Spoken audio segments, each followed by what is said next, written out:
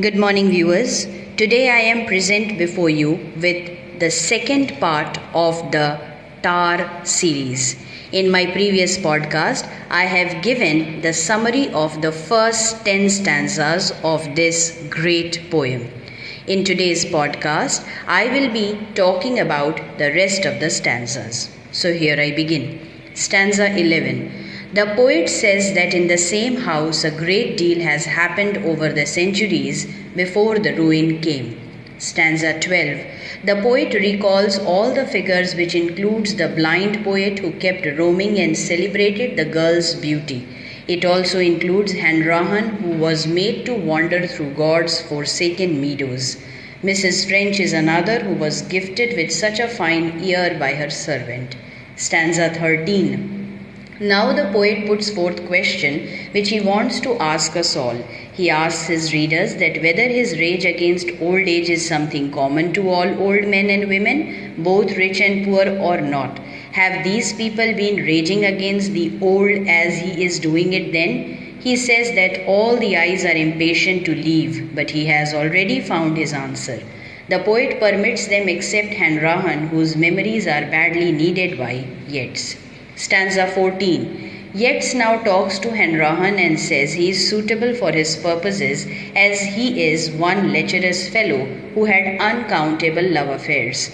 The poet wants to bring out all his thoughts that he has discovered in his grave.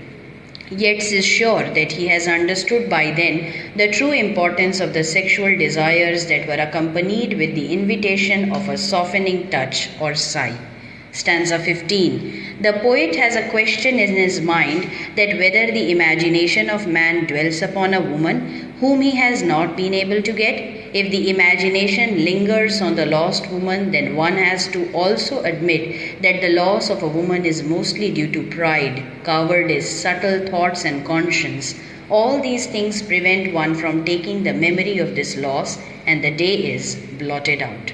Stanza 16. In this stanza, the poet talks about his will. He dedicates his will to the upstanding men and to the inheritors. Next, he talks about his faith, which he declares that he doesn't care for Pluto or Plotinus. He has faith only in men who made all the things that go into the making of life and death.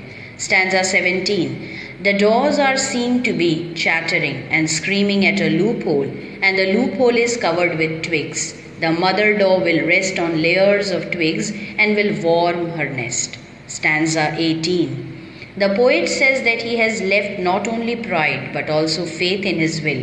He talks about those upstanding men who climb mountains and are made up of some special metal.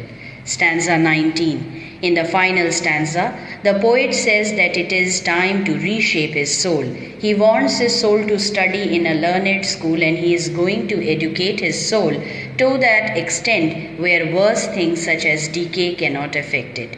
The soul of the poet should be like the clouds of the sky, or like a bird's sleepy cry among the shades.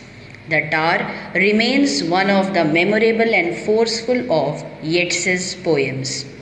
The writing style is passionate. Rhetoric and great skill has been used to compose the poem. The Tar is a complex yet satisfying poem in spite of its variety of tones and moods. So this was all about stanza-wise summary of this poem written by W.B. Yeats entitled The Tar. I hope this podcast proves to be of help in making you understand this poem in a better way. You can check out in the description box below the entire content of this particular podcast. You can also visit my literature blog, which is easily available to you, and the link to which is available in the description box below.